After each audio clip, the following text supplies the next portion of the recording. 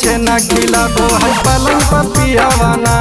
सखी के बिना डोलाई के छेना खिलाबो है पलंग पर पियावाना।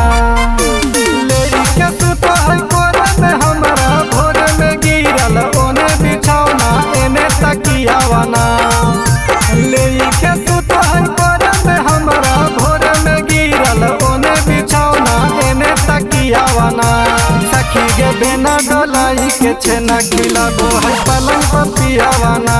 सखी के बिना डोलाई के छेना खिलाबो है पलंग पर पियावाना।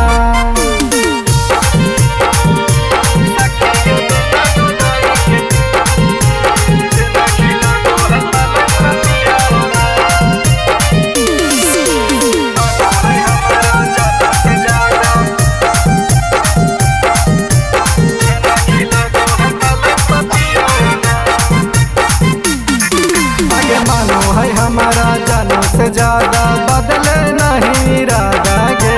गया जमुई घुमाबो है सखी पिज्जा खिलाबो नवादा गे। आगे मानो है हमारा जानो से ज्यादा बदले नहीं इरादा गे।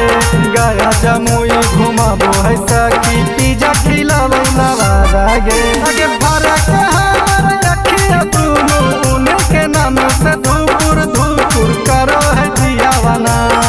आगे फरक हमारा अखिया दोनों उनके नाम से धूपुर धूपुर करो है जियावाना। सखी के बिना डोलाई के छेना खिलाबो है पलंग पर पियावाना। सखी के बिना डोलाई के छेना खिलाबो है पलंग पर पियावाना।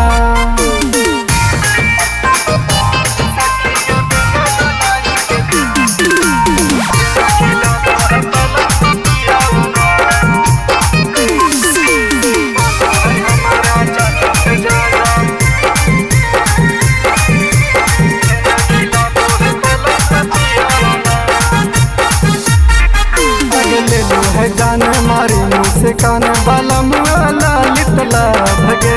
हलिया जहाँ में मंगल सखी मिली गले अब सब गे। है जाने मारी मुस्कान वाला मुआला सतिया दब गे। हलिया जहाँ में मंगल सखी मिली गले अब सब गे। आगे तो ना है समझदार की प्यार करन गुताई के बोलो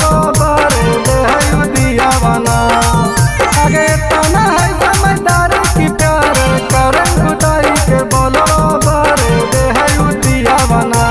सखी के बिना डोलाई के छेना खिलाबो है पलंग पर पियावाना। सखी के बिना डोलाई के छेना खिलाबो है पलंग पर पियावाना।